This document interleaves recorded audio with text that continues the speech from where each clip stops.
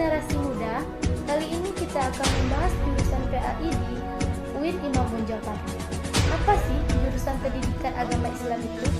Jurusan PAI adalah sebuah jurusan dengan akreditasi A yang diketuai oleh Ibu Dr. Anda Khadijah MPD dan Bapak Dr. Anda Safrizal MAD.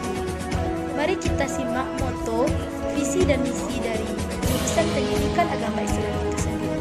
Selamat menyaksikan. Visi dan misi dari jurusan Pendidikan Agama Islam atau PAI itu sendiri adalah visi menjadikan program studi yang unggul dan kompetitif dalam penyelenggaraan pendidikan agama Islam di tingkat lokal, nasional, dan internasional. Yang kedua yaitu misi.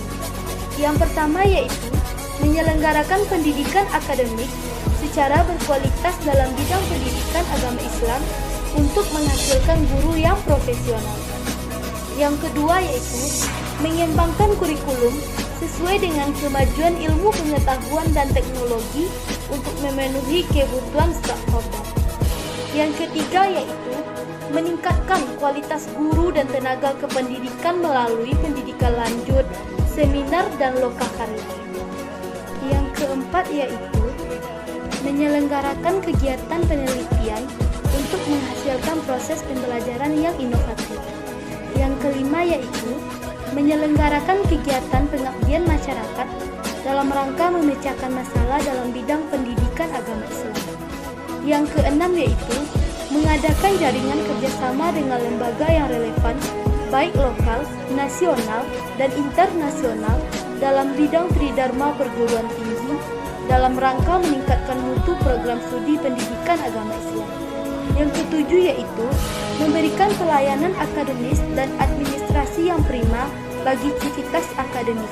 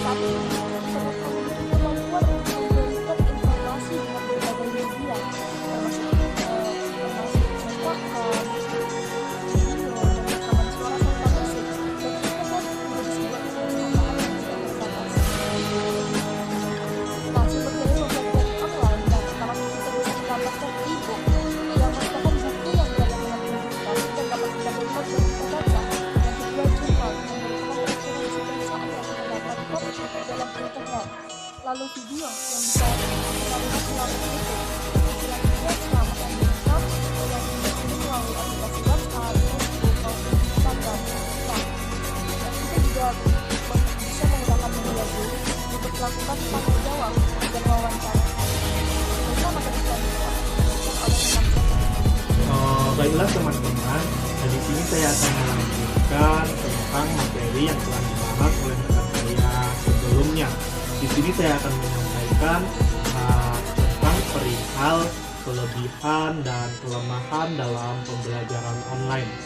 Di mana kelebihannya yakni yang pertama, pembelajaran secara online yang biasanya menggunakan waktu yang full begitu panjang dan membosankan, di sini ada sedikit perubahan. Pembelajaran secara online ini membutuhkan waktu yang singkat, di mana kita hanya di rumah saja, namun kita masih bisa melakukan aktivitas yang lainnya, tidak hanya terfokus dengan pembelajaran yang seperti biasanya. Dan yang kedua, di mana kita dalam pembelajaran online ini kita bisa semakin kreatif, kita bisa mengembangkan diri kita dalam hal pendidikan lainnya. Yang selanjutnya, Indonesia semakin maju karena pendidikan Indonesia lebih maju dengan adanya sistem pembelajaran seperti ini. Setidaknya pendidikan Indonesia lebih maju walaupun sedikit. Siswa bisa mengembangkan diri. Belajar online yang tidak memakan waktu banyak dapat membuat pelajar bisa mengembangkan diri pada hal lain. Peserta didik bisa mengembangkan dalam keahlian dalam membacanya, menulis, menggambar, atau mengembangkan kreativitas lainnya.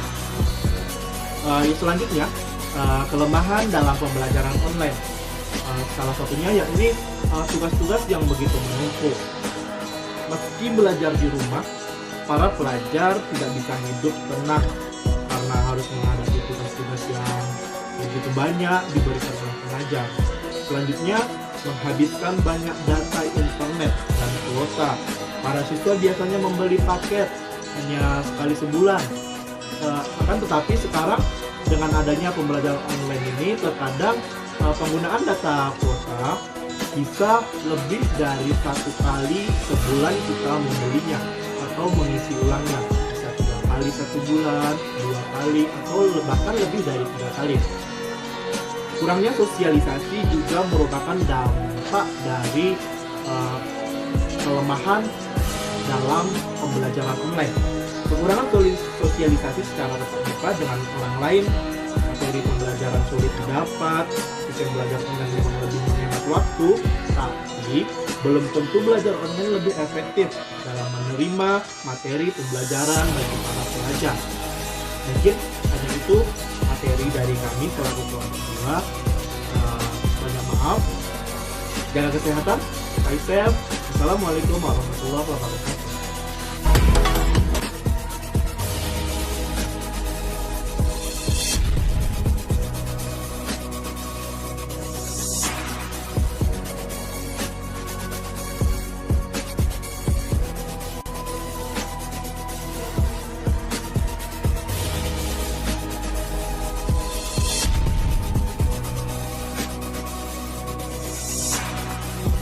Pada ketentuan pasal 22D Undang-Undang Dasar 1945 dan Tata Tertib DPD RI sebagai lembaga legislatif, DPD RI memiliki fungsi legislasi, pengawasan, dan penganggaran.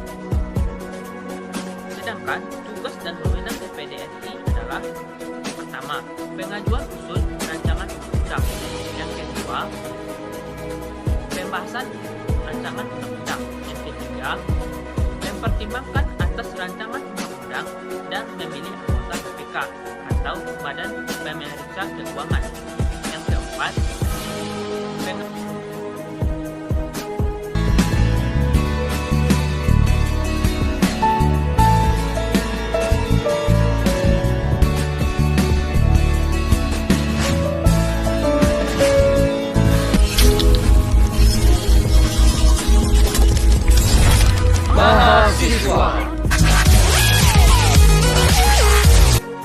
Kami mahasiswa, bagian dari warga kampus.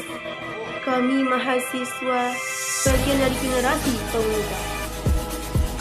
Kami mahasiswa, jawaban dari sebagian suara rakyat yang tertindas.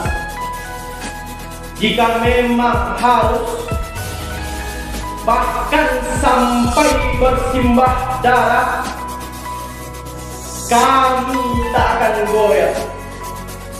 Hidup mahasiswa.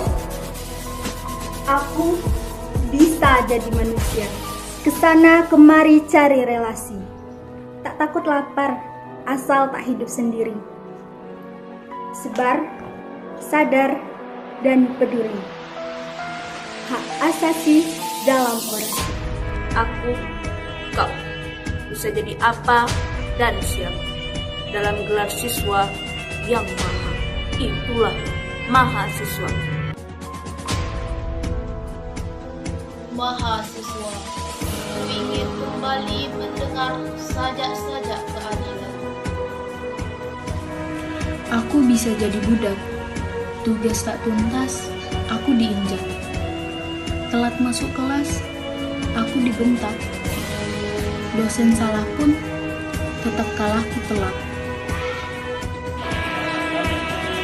Kami mahasiswa, bagi kami kampus adalah rumah kedua, tempat menuai ilmu dan cita, dan tempat berpendapat tentang bangsa.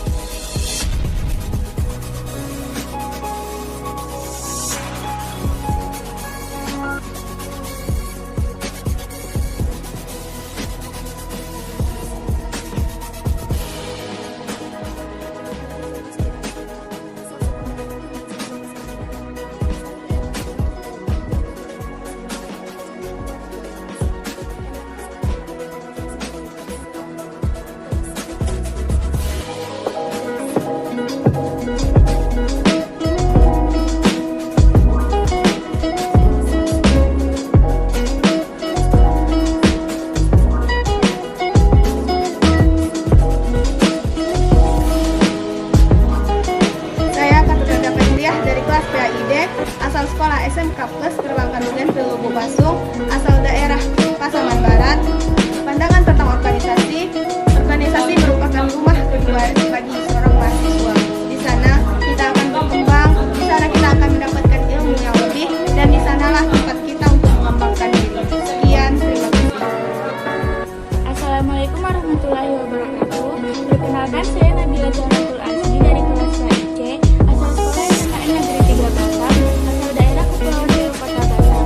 Pandangan saya terhadap organisasi itu sangat penting untuk meningkatkan public speaking, menambah wawasan yang lebih luas lagi, dan lebih mengetahui arti solidaritas kekeluargaan.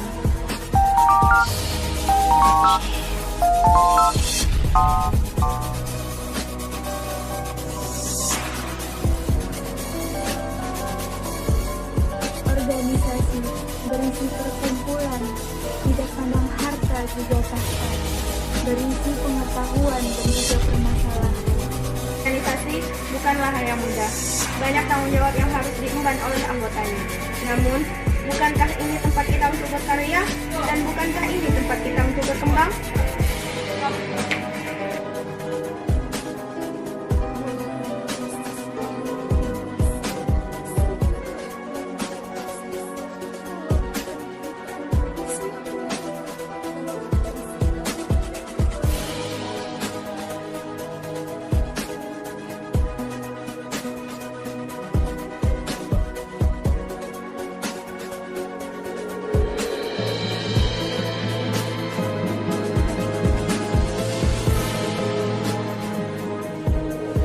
Mengingatmu, meneteskan air mataku.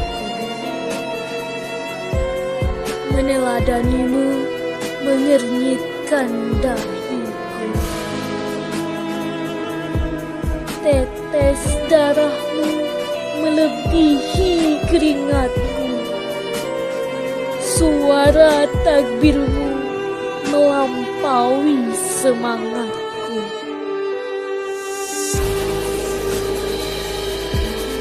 Dulu aroma merdeka selalu di depan matamu. Namun kini merdeka hanya ungkapan hati. Tuan, desing senjatamu kini telah usai, berganti ideologi yang terus diadu. Menjaga kemerdekaan yang telah kau raih memang berat dirasakan. Namun, kan ku coba tanpa letih. Terima kasih ku ucapkan padamu pahlawanku. Kini tugasku dan kawan melanjutkan perjuangan. Tidak ada kata akhir untuk setiap perjuangan. Teruslah berjalan hingga titik darah penghabisan. Setiap orang adalah pahlawan bagi dirinya sendiri. Maka, tentukan jalan kesuksesan mulai hari ini. Pahlawan bukan hanya untuk mereka yang memiliki gelar, tapi pahlawan adalah mereka yang rela berkorban untuk kebaikan bersama. 1000 orang tua bisa bermimpi, 1 orang pemuda bisa mengubah dunia. Pertahanan yang sebaik-baiknya adalah yang dilakukan dengan menyerah. Hidup pahlawanku, hidup negeriku. Kesaktian Pancasila. Pancasila adalah salah satu kepentingan dari Indonesia. Gugur bunga bangsa, mati satu tumbuh 1000. Kesuksesan itu tidak diraih dengan rasa malas, tetapi kesuksesan itu diraih dengan perjuangan.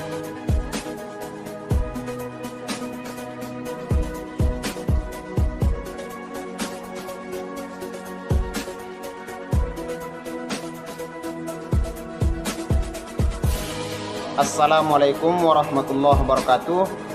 Nama Abdul Qadir Jailani dari kelas PAIB BP 19. Alamat Desa Lumbandolok, Kecamatan Siabu, Kabupaten Mandailing Natal, Provinsi Sumatera Utara, Indonesia. Saat ini diamanahkan sebagai Kepala Bidang Keagamaan HMPPAI UIN Imam Bonjol Padang. Dan pada acara SIP ini diamanahkan sebagai mentor kelompok 7.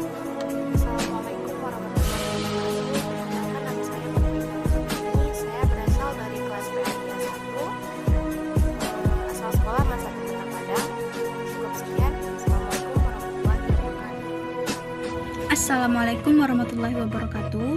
Perkenalkan, nama saya Nailul Upa, biasa dipanggil Nailul atau Upa. Saya berasal dari Kota Padang, asal sekolah di IMAN 1 Kota Padang. Assalamualaikum warahmatullahi wabarakatuh. Perkenalkan, nama saya Arisa Wahyuni, biasa dipanggil Icam. Saya berasal dari MAN Kota Peraman, dari kelas PAIB. Cukup sekian. Assalamualaikum warahmatullahi wabarakatuh. Perkenalkan, nama saya Rahma Rotika Dia, saya biasa dipanggil Dia. Saya lokal PAIB, saya tamatan dari Teknik Sanduang. Saya berasal dari Sanduang Bukit Tinggi. Terima kasih. Assalamualaikum warahmatullahi wabarakatuh. Assalamualaikum warahmatullahi wabarakatuh. Perkenalkan, nama saya Emrus dan Hamdi. Saya berasal dari lokal PAID, asal sekolah MAN 2 Bukit Tinggi. Sekian, Assalamualaikum warahmatullahi wabarakatuh. Assalamualaikum warahmatullahi wabarakatuh. Perkenalkan, nama saya Fitri Hairatul Husna, panggilan Fitri. Saya berasal dari Agam, tepatnya di Lawang. Saya alumni dari MAN 2 Kota Bukit Tinggi. Saya berasal dari kelas 1 PAIC. Sekian, terima kasih. Assalamualaikum warahmatullahi wabarakatuh. Assalamualaikum warahmatullahi wabarakatuh. Perkenalkan, nama saya Kaya Mutia, berasal dari kelas PAIB, asal sekolah MAN 1 Kota Padang. Sekian dari saya. Assalamualaikum warahmatullahi wabarakatuh. Assalamualaikum warahmatullahi wabarakatuh. Perkenalkan, nama saya Alvina Ramayanti dari kelas PAID BP 21, asal sekolah Pondok Pesantren Nurul Yakin Siti Mangkopo. Sekian. Assalamualaikum warahmatullahi wabarakatuh. Perkenalkan, nama saya Azizul Walid Al-Awali, bisa dipanggil Aziz, alumni dari MAN 4 Pesisir Selatan. Alamat saya di Sungai Sirah Air Haji, berasal dari kelas PAIB. Baiklah, sampai di sini saja. Assalamualaikum warahmatullahi wabarakatuh. Assalamualaikum warahmatullahi wabarakatuh. Saya Nesa Chania, lokal PAID. Saya alumni MAN 2 Kota Baru Padang Panjang dan saya berasal dari Muara Tebo Jambi. Terima kasih. Assalamualaikum warahmatullahi wabarakatuh. Perkenalkan, nama saya Abdillah Rehan, biasa dipanggil Abdillah atau Rehan. Saya berasal dari Pesisir Selatan. Saya berasal dari sekolah MAN 2 Kota Padang. Sekian, terima kasih. Assalamualaikum warahmatullahi wabarakatuh. Assalamualaikum warahmatullahi wabarakatuh. Perkenalkan, nama saya Feni Andriani dari lokal PAI A1, asal sekolah MAN 1 Pasaman Barat. Cukup sekian, wabillahi taufiq wal hidayah. Assalamualaikum warahmatullahi wabarakatuh.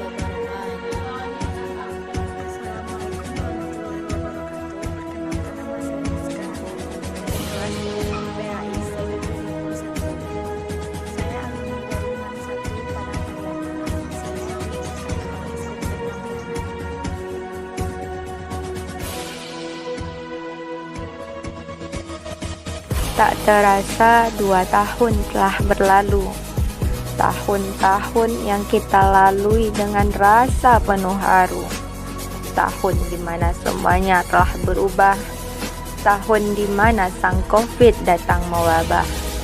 Tanah airku tengah berduka. Wabah yang awalnya terlihat biasa oleh mata, kini merajalela kemana-mana. Mungkin bumi ini sudah terlalu lelah karena banyak manusia egois yang berulah. Mungkin bumi ini telah rentan akibat banyaknya kerusakan. Engkau datang dengan perlahan, membuat bumiku keresahan, membuat masyarakat ketakutan, bahkan membuat pemerintah kewalahan. Ketika kau datang, semua tinggal di rumah. Ketika kau datang, aktivitas semua di rumah. Dan ketika kau datang, kami kuliah pun dari rumah. Kami bosan menatap layar setiap hari. Kami jenuh dengan tugas yang menumpuk setiap saat. Kami rindukan pertemuan, bukan hanya sekadar virtualan. Lihatlah di luar sana, banyak mereka yang menderita, banyak mereka yang kehilangan keluarga karena terinfeksi COVID semata. Cucuran peluh petugas medis menjadi saksi bahwa masih ada yang peduli dengan negeri ini. Masyarakat pun terus memberi segala bantuan dari penjuru negeri. Akankah tahun-tahun ke depan kita masih seperti ini?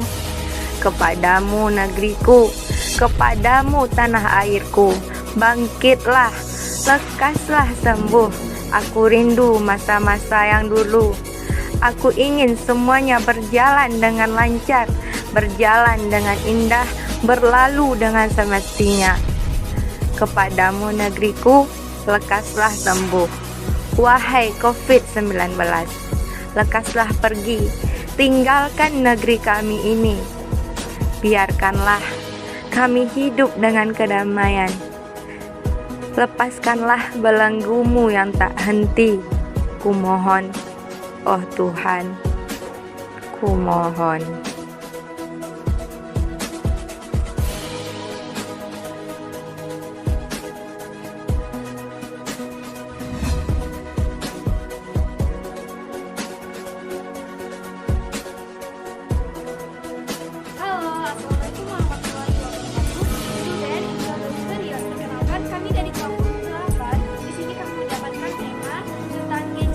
Penjelasannya, silahkan menyaksikan video selanjutnya ya. Bye-bye.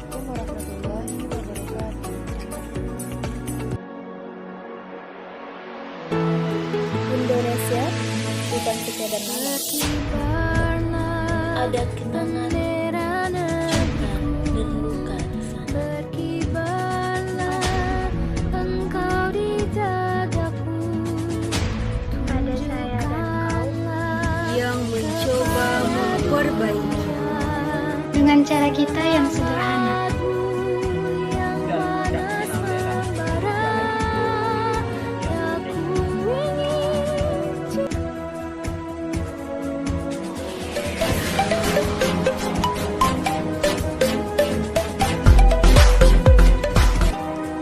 Assalamualaikum warahmatullahi wabarakatuh. Halo semua, perkenalkan nama saya Indah Antasari.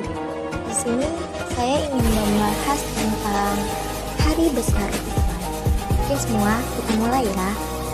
Setiap tahunnya pasti ada sejumlah tanggal yang memiliki arti tersendiri bagi setiap umat di dunia.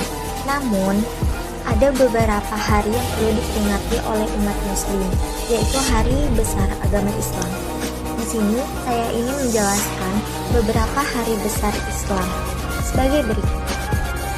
1. Tahun Baru Hijriah. Awal mula tahun Hijriah ditandai dengan hijrahnya Rasulullah SAW.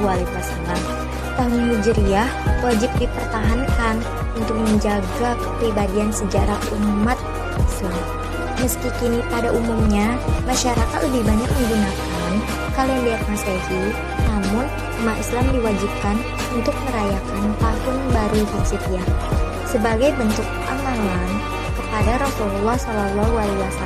Tahun ini, Tahun Baru Hijriah jatuh pada tanggal 9 Agustus 2021. Semoga di tahun ini seluruh umat Allah diberi kesehatan, kelancaran, diberi umur yang panjang, serta diberi rezeki yang melimpah. Assalamualaikum warahmatullahi wabarakatuh.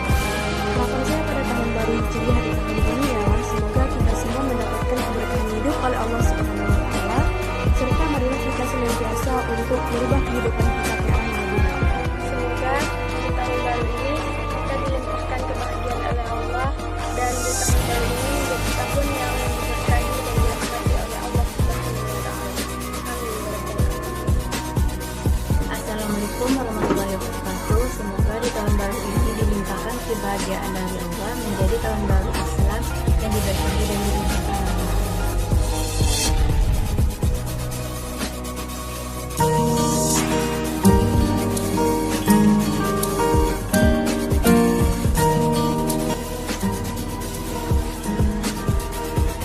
Kekeluargaan adalah sebuah rasa yang diciptakan oleh manusia yang harus disatukan untuk mempererat sebuah hubungan atas rasa kasih sayang, rasa persaudaraan, rasa kedamaian, dan kerukunan. Keluarga seperti sebuah batang pohon, kita yang tumbuh ke arah yang berbeda, namun akarnya tetap satu. Keluarga adalah tempat di mana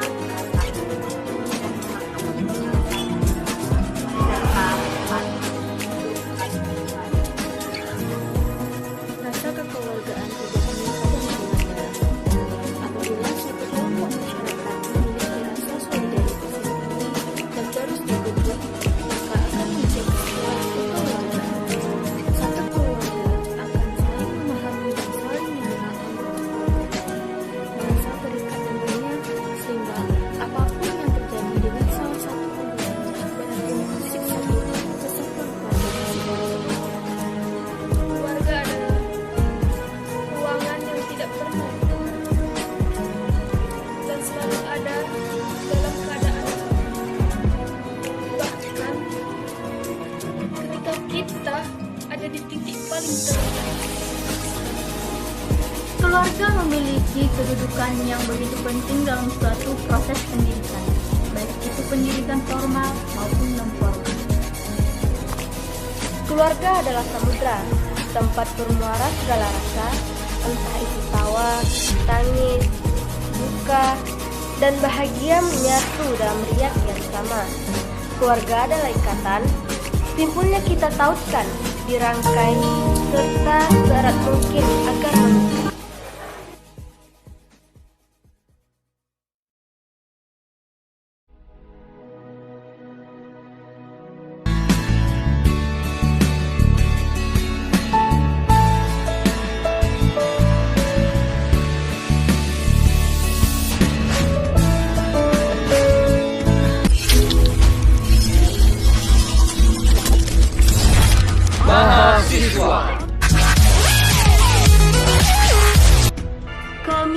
mahasiswa, bagian dari warga kampus. Kami mahasiswa, bagian dari generasi pengubah. Kami mahasiswa, jawaban dari sebagian suara rakyat yang tertindas. Jika memang harus, bahkan sampai bersimbah darah, kami tak akan goyah. Hidup mahasiswa. Aku bisa jadi manusia, kesana kemari cari relasi. Tak takut lapar, asal tak hidup sendiri. Sebar, sadar, dan peduli. Hak asasi dalam orasi. Aku, kau, bisa jadi apa dan siapa dalam gelar siswa yang maha. Itulah mahasiswa. Mahasiswa, ku ingin kembali mendengar sajak-sajak keadilan. Aku bisa jadi budak. Tugas tak tuntas, aku diinjak. Telat masuk kelas, aku dibentak. Dosen salah pun, tetap kalahku telak. Kami mahasiswa, bagi kami kampus adalah rumah kedua, tempat menuai ilmu dan cita, dan tempat berpendapat tentang bangsa.